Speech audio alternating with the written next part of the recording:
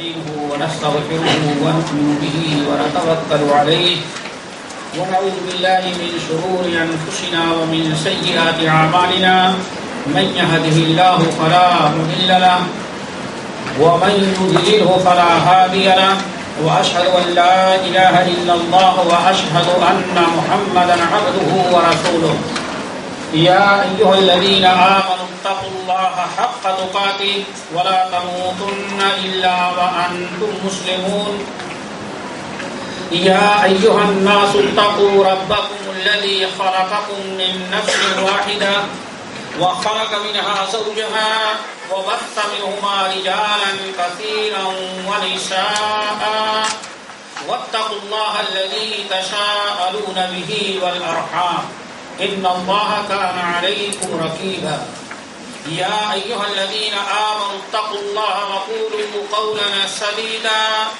يصلح لكم أعمالكم ويغفر لكم ذنوبكم ومن يطع الله ورسوله فقد فاز فوزا عظيما أما بعد فإن خير الحديث كتاب الله وخير الهدي هدي محمد صلى الله عليه وسلم وشر الأمور محدثاتها وكل محدثة بدعة وكل بدعة ضلالة وكل ضلالة في النار فأعوذ بالله السميع العليم من الشيطان الرجيم بسم الله الرحمن الرحيم والذين آمنوا واتبعتهم ذريتهم بإيمان ألحقنا بهم ذريتهم وما ألتناهم من عملهم من شيء كل امرئ بما كسب رهين. بزرگان دین، معزز سامعین اور اسلامی بھائیوں اور بہنیں، یہ ہم نے قرآن پاک کی ایک آیت پڑھی ہے جو ہمارے موضوع کے متعلق ہے. آج کا موضوع جو مقرر کیا گیا تھا وہ یہ کہ مسلمان بچوں کے متعلق کچھ کہا جائے اور انہی کے متعلق کچھ باتیں بیان کی جائیں. اللہ تعالی ہم سب کو عمل کی توفیق نصیب فرمائے. حضرت ہشام بن عروہ، ہم لوگ بچوں کے متعلق بچے کہہ کر کے ان کو نظر انداز کر دیتے ہیں. یہ تو بچے ہیں، چھوڑ دو ایسے. بس ہر معاملے میں ہم نے بچے کہہ کر کے انہیں نظر انداز کر دیا. لیکن ہمارے اسلاف میں سے ہم دو عالم کا بطور مثال کے تذکرہ کرتے ہیں. ان سے اندازہ لگتا ہے کہ کس طرح سے ہمارے اسلاف اپنے زندگی کا سب سے بڑا سرمایہ اپنے چھوٹے بچوں کو سمجھا کرتے تھے. نمبر 1، امام ابن سعد رحمۃ اللہ علیہ اپنے طبقات کبریٰ میں ہشام ابن عروہ ابن زبیر رحمۃ اللہ علیہ سے نقل کرتے ہیں کہ ہشام ابن عروہ رحمۃ اللہ علیہ اپنے وقت کے بہت بڑے محدث اور امام تھے مدینہ المنورہ کے. لیکن جب یہ بڑوں کو حدیث کا درس دے کر کے فارغ ہوتے، باہر کھڑے ہو جاتے، اگر بچے کھیل رہے ہیں گھوم رہے ہیں تو ان بچوں کو پکڑ کر کے بیٹھاتے اور حدیث رسول ان کو یاد کراتے.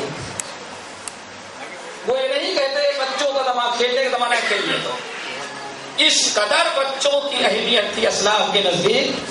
بچوں کو بلاتے، پکڑتے، بیٹھاتے اور ان کو حدیث رسول سناتے. بعض لوگوں نے کہا ارے ان کو کھیلنے دو، کہا کھیلنے نہ دو. یہ آج کے بچے کل کے محدث بنیں گے.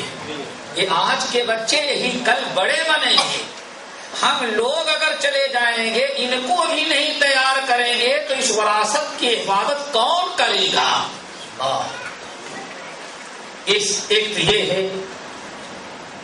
نمبر 2، حضرت امام ابو داؤد رحمۃ اللہ علیہ جو بہت بڑے محدث ہیں، جو امام احمد بن حنبل رحمۃ اللہ علیہ کے بڑے شاگردوں میں سے اور جن کی کتاب سنن ابی داؤد سیاستہ میں شامل ہے، بخاری اور مسلم کے بعد سب سے اونچا مقام و مرتبہ حدیث کی کتابوں میں سنن ابی داؤد کا ہے. اور سنن ابی داؤد جب امام ابو داؤد رحمۃ اللہ علیہ نے لکھا اور عوام کے سامنے رکھا تو جن محدثین نے سنن کو دیکھا، امام ابو داؤد رحمۃ اللہ علیہ کی کتاب کو دیکھا، ان کو اتنی حیرت ہوئی، ان میں سے تو بعضوں نے کہا سبحان اللہ ابو داؤد تو نے کیا غضب کی کتاب لکھ دی ہے یہ، من کان فی بیت ھذا الکتاب فکأنما فی بیتہ نبی یتکلم۔ ابو داؤد تو نے غضب کی کتاب لکھ دی، اگر کوئی انسان آپ کی لکھی ہوئی اس کتاب کا ایک نسخہ گھر میں رکھ دے فَكَأَنَّمَا فِي بَيْتِهِ نَبِيٌّ يَتَكَلَّمُ، تو سمجھو اس کے گھر میں نبی ہیں جو بار بار حدیث بیان کر رہے ہیں۔ یہی اپنے کندھے پر ایک تو کھجور کا تھیلا رکھ لیتے، اپنا توشہ رکھ لیتے، ایران کے علاقے سے نکلتے اور پیٹھ پر ایک مشک پانی لٹکا لیتے اور اپنا چھوٹا سا بچہ عبداللہ ہے اس کا ہاتھ پکڑ کر کے اپنے ساتھ لے جاتے، کبھی کندھے پر بیٹھا لیتے، کبھی ویسے ہی پکڑ کے گھسیٹتے تھے۔ اللہ اکبر، چھوٹا سا بچہ ہے عبداللہ، لیکن عبداللہ آگے کیا بنے اس کا سبب ذرا دیکھیں۔ ان بچوں کو کبھی بچے سمجھ کر کے نظر انداز نہ، خاص طور سے آج کے بچے جو دادا سے بھی زیادہ جانتے ہیں، آج کے بچے یہ تو دادا اور نانا سے بھی زیادہ معلومات رکھتے ہیں۔ یہ آج زمانہ سب سے بڑا کمپیوٹر اور ٹیلی فون کا ہے، ان بچوں کو کیسے ہم نظر انداز کر دیں؟ واللہ میں کہتا ہوں شاید کمپنی کے بنانے والے نے جو معلومات نہیں رکھی ہوگی، گھر کے بچوں نے ٹیلی فون اور کمپیوٹر کی وہ معلومات حاصل کر لی، شاید کہ بنانے والوں کو بھی وہ چیزیں معلوم نہ ہو۔ میرے بھائی آج کے بچوں کی بڑی قدر کی جائے۔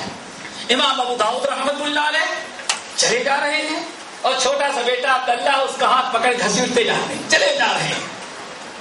بعض لوگ دیکھتے تو رحم آتا کہ یہ کیسا باپ ہے، مشک کا پانی لٹکائے ہوئے، توشہ لادے ہوئے، اور اپنے چھوٹے سے بچے کس کے کھیلنے کودنے کا زمانہ ہے ماں کے پاس چھوڑ دیتے، اور یہ اتنا ظلم کرتے ہیں اتنے بڑے امام ہو کر بچے کو گھسیٹتے چلے جا رہے ہیں۔ بچہ تھک جاتا ہے، اٹھا لیتے ہیں بچے کو، بیٹھ کے آرام کرنے لگتے ہیں، لیکن اس کو چھوڑتے نہیں، برابر اپنے ساتھ لے جا رہے ہیں۔ جب لوگوں کے دلوں میں رحم آیا تو انہوں نے آ کر کے پوچھا ابو داؤد کیا غضب کرتے ہو چھوٹے سے بچے کو، ارے اس کو اس کی ماں کے پاس چھوڑ دیے ہوتے، تم اپنے ساتھ گھسیٹتے جا رہے ہو؟ کہا نہیں، بات اصل گھسیٹ نہیں رہا ہوں، ہم نے بڑے بڑے علماء اور محدثین اور بڑے بڑے مفسرین سے ہم نے ملاقات کی، ان کے پاس علم حاصل کرنے کے لیے جاتے ہیں، ہم اصل میں سوچتے ہیں کہیں ایسا نہ ہو ان بزرگوں سے تو آج ہم علم حاصل کر لے رہے ہیں، حدیث سیکھ لے رہے ہیں، حدیثیں سن لے رہے ہیں، اور ان کے پاس جو علم کا خزانہ ہے یہ قبر میں جائیں گے تو سارا خزانہ لے کے چلے جائیں گے، میں تو حاصل کر لے رہا ہوں۔ میں سوچتا ہوں کہ کہیں ایسا نہ ہو میرے بچے کے علم حاصل کرنے کے لائق ہونے سے پہلے یہ علماء قبر میں چلے جائیں، تو اسی لیے اس چھوٹے بچے کو بھی میں گھسیٹ کے لے جایا کرتا ہوں، ایک تو ان بڑے علماء سے علم حاصل کر لے گا اور اپنے بزرگوں سے دعائیں لے لے گا۔ اس مقصد کے تحت میں اپنے بیٹے عبداللہ کو اس عمر میں اپنے ساتھ سفر میں لے کے جاتا ہوں تاکہ بڑے علماء سے یہ بھی علم حاصل کر لے، ان سے اچھے سن لے۔ آج دنیا میں کوئی کرنے کے لیے تیار ہے، اور الحمدللہ یہی چھوٹا سا بچہ جس کے باپ نے بچہ سمجھ کے نظر انداز نہ کیا، اس کے وقت کی قدر کیا، اور ایک دل میں ولولہ تھا کہ یہ بڑے بڑے علماء، یہ بڑے بڑے محدث، یہ بڑے بڑے فقیہ اگر اٹھ جائیں گے میرے بچے کے بڑے ہونے سے پہلے تو ہمارا بچہ ان کے علوم سے محروم رہ جائے گا، اس لیے بہتر ہے اپنے بچے کو ابھی ان سے ملاقات کرا دو، بچہ سن لے، صحبت سے فائدہ اٹھا لے، ان کی دعائیں لے لے۔ یہی عبداللہ اپنے وقت کے بغداد اور پورے اس خطے کے سب سے بڑے محدث بنے۔ ایک مرتبہ بادشاہ خلیفہ بغداد نے ان کے درس میں حاضرین کی تعداد سے متحیر اور متعجب ہو کر کے، حیران اور پریشان ہو کر کے لوگوں سے کہا ذرا گنو اور اندازہ لگاؤ کہ ایک وقت میں اس کے درسے کے اندر کتنے طالب علم حاضر ہوتے ہیں بغداد کے اندر. تو پتہ لگایا گیا کہ 40 اور 50 ہزار کی تعداد میں ایک وقت اس بچے سے حدیث حاصل کرنے والے حاضر ہوتے ہیں. اللہ تعالیٰ ہمیں بھی اپنے بڑی قدر کرنے کی توفیق نصیب فرمائے. میرے بھائی چند باتیں بچوں کے متعلق عرض کرنا ہے. اللہ تعالیٰ بچوں کو اور ہم سب بڑوں کو بھی عمل کرنے کی توفیق نصیب فرمائے. اس دنیا میں اگر کوئی بچہ دنیا میں اگر کچھ ترقی کرنا چاہتا ہے تو اس کے لیے چند باتوں کا خیال رکھنا اور ابھی سے اپنانا، اور ماں باپ کو چاہیے کہ بچوں کے اندر ان چیزوں کا شوق پیدا کریں تاکہ بچہ واقعی آگے بڑھ کر کے ایک نامی گرامی انسان بن سکے. نمبر 1، یہ بہت ہی بڑی چیز ہے. بچوں کو زیادہ جتنا آپ گناہ، حرام، ناجائز چیزوں سے اپنے بچوں کو بچا سکتے ہیں، اللہ کے واسطے اپنے بچوں کو حرام چیزوں سے بچاؤ. حرام کھانے، حرام پینے، حرام دیکھنے اور حرام یہ بھی ہے نہیں، کھانا پینا حرام، باقی سب حرام. حرام کھانے پینے، حرام سننے اور حرام دیکھنے، ان تمام محرمات سے اپنی اولاد کو بچایا جائے. اور جب ہمارے بچے حرام اور ناجائز چیزوں سے اپنے آپ کو بچائیں گے تو ان کا مستقبل بڑا روشن ہوگا انشاءاللہ. اس سلسلے میں ایک حدیث آپ لوگوں کو بتاتے ہیں. نبی علیہ السلام ارشاد فرماتے ہیں، اچھا بچے برائی کہاں سے سیکھیں گے بھائی؟ گھر کے ماحول. آپ غلط فلمیں لگائیں گے، غلط اخبار لائیں گے، غلط تصویریں رہیں گی، جو چیز لے کے آئیں گے بچہ اس اثر ضرور قبول کرے گا. اب آپ ذرا بچائیں، بچے کی صرف عمر کتنی ہے؟ 6 سال کی. لیکن آدمی کہتا ہے صاحب یہ بچہ جب تک گانا نہ لگا دیا جائے، کان میں فٹ نہ کر دیا تب تک اس کو نیند نہیں آتی. کتنے مہینے کا بچہ ہے؟ صرف 6 مہینے کا. سوچیں اس کو اس حدیث سے آپ اندازہ رکھیں. نبی علیہ الصلوۃ والسلام ترمذی کی روایت آپ ارشاد فرماتے ہیں، نزل الحجر الاسود، اے لوگوں یہ حجر اسود تو جانتے ہو کہاں ہے؟ کہاں ہے بیٹے حجر اسود؟ کالا پتھر کہاں ہے؟ مکے میں. ماشاءاللہ بچے، حجر اسود کہاں ہے؟ مکے میں، کعبہ کے اندر نصب ہے. آپ فرماتے ہیں لوگوں نزل الحجر الاسود وهو اشد بياضا من اللبن.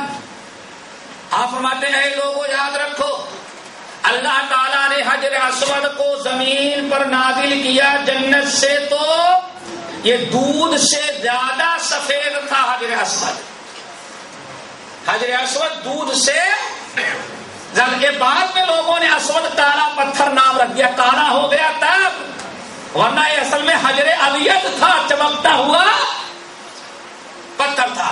چنانچہ آپ نے ساتھ میں حجر اسود اور رکن یمانی، حجر اسود اور یہ مقام ابراہیم، یہ دونوں اللہ تعالیٰ کے جنتی پتھروں میں سے 2 یاقوت ہیں.